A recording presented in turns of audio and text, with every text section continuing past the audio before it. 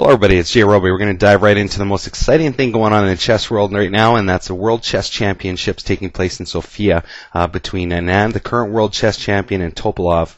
And a couple interesting things about this. Topalov came out and said he's not going to say one single word to Anand throughout the course of the match, and he also said that he's not going to accept any draws.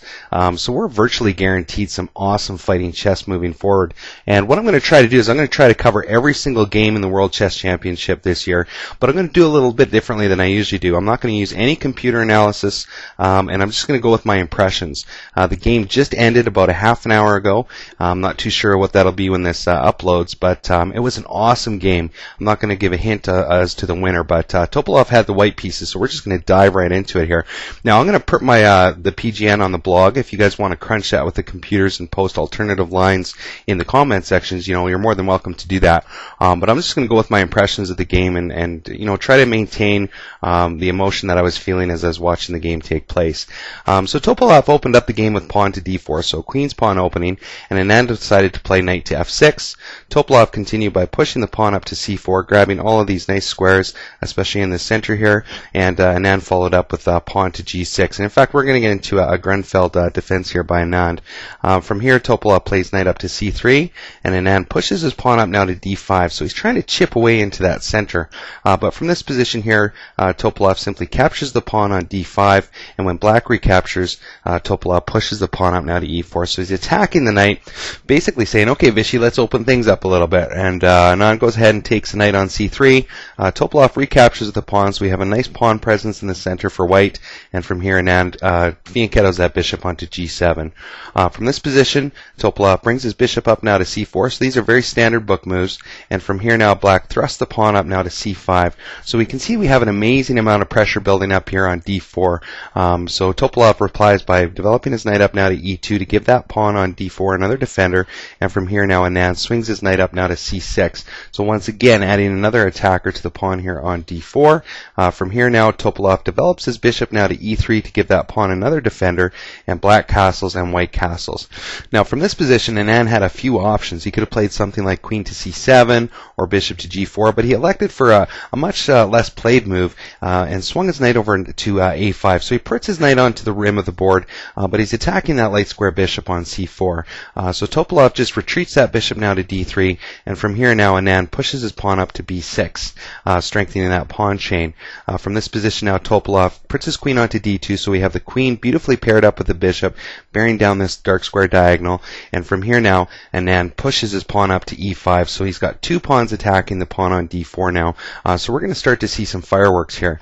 Now, Topalov doesn't immediately worry about that. Instead, he puts his bishop now onto h6, attacking the dark square bishop of Anand's on g7. From here now, Anand does capture now on d4. Topalov ignores that again, takes a bishop on g7, pretty much forcing Anand to do something about that. So Anand has to take that bishop back, and now Topalov takes the pawn on d4. Now, at this point in the game, as soon as Anand captures the pawn here on d4, he's up a pawn in the position. But Topalov has some compensation because Topalov's pieces are a little bit more active than black's. For example, the rooks are connected. Black's, knight is sitting here not doing a whole heck of a lot here on a5. And Topalov definitely has a little bit of compensation for being down a pawn at this point. So from here, he plays rook over to c1. So he's securing the c file. And if you really wanted to, you could probably make a play for this pawn here on d4. But once Anand plays queen up now to d6, Topalov doesn't worry about the fact that he's down a pawn, and he just thrusts his pawn up now to f4. So he's going to start to launch some activity here where, close to the position of black's king. From this position now, Anand pushes his pawn up to f6, and Topalov pushes that f pawn up even farther to f5, attacking the pawn here on g6.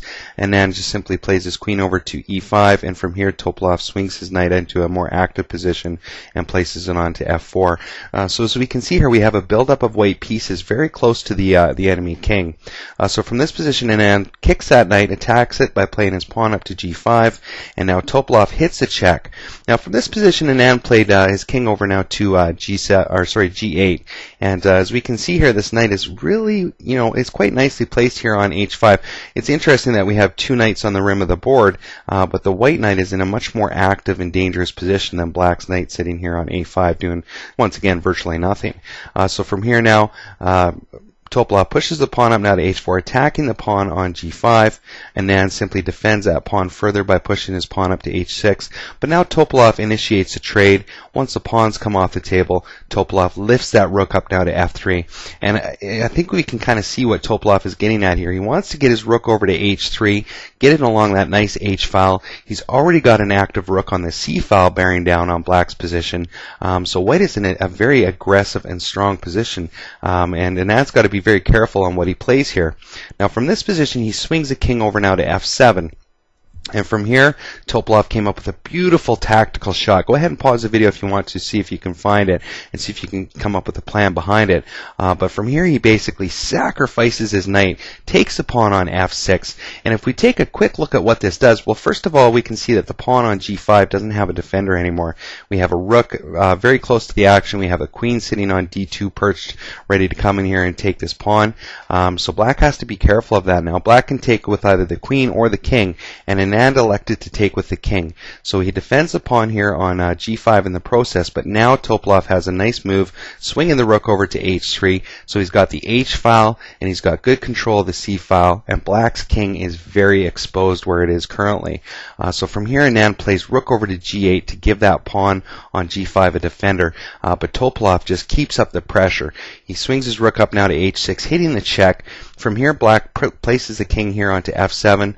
Topalov hits the check again, and from this position, Anand tucks his king here onto e8, and Topalov doubles up his rooks on the 7th rank. So we have a beautifully placed rook on c7, we have a rook on h7, and we have a king that is very, very much exposed in this position. From here now, Anand snugs his king up to that rook on c7 by playing king to d8, and Topalov found a beautiful move in this position, which was bishop to b5. Just a crushing move in this position, because unfortunately for black, black has nothing that it can do. So many of its pieces are taken out of play and just can't do anything worthwhile, and white is just building up an amazing amount of pressure. That bishop on b5 looks like it can be taken by the queen, but if that actually happens, it's just pretty much game over right after, because Topalov can come in, hit the check when the bishop blocks, check again with the rook, king goes over here to e8, check again when the king goes over to f8, it's just checkmate. So that's definitely not an option whatsoever. So after bishop to b5, facing this stifling position, Anand just simply took the pawn here on f5 with his queen, giving a checkmate in 3 if Topalov wanted to. For example, queen takes here with check, block, check, king goes over here, and then it's checkmate. But instead of doing that, Topalov just snagged up that queen by taking on f5, and in this position, Anand resigned. So Topalov definitely came out swinging in this game and basically said, okay, Anand, you've been the world chess champion for a while, but I'm going to give you everything that I got. I ain't going to take any draws. I'm not going to take any of that nonsense. I want the title, and I'm coming for it. And, I don't know if Topalov is going to be able to continue with his awesome chess, but I do know for a fact that given the way that he's talking, this is going to be one of the most interesting world chess championships in a long time. If one of the contestants does not want to take a draw, then it's all action from this point. So that's awesome. So I hope you enjoyed the video. I'm going to try to come up with a video every game on this World Chess Championship Series.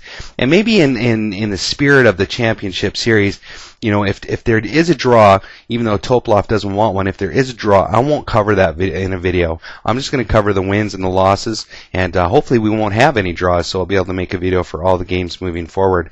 But Anand's got a monster on his tail here with Topalov, so it's going to be interesting to see what happens.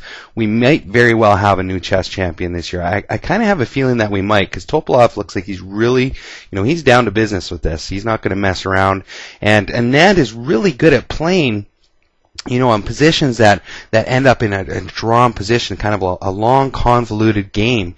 And I think Topalov is going to bring some really edgy attacking chess to this series. And we'll have to see how Anand handles that, because, historically speaking, even though Anand is the world chess champion, he hasn't fared that well in top-level tournaments. And so we're going to have to, it's going to be interesting to see what happens from this point on. So take care. Hope you enjoy the video, and we'll see you next time.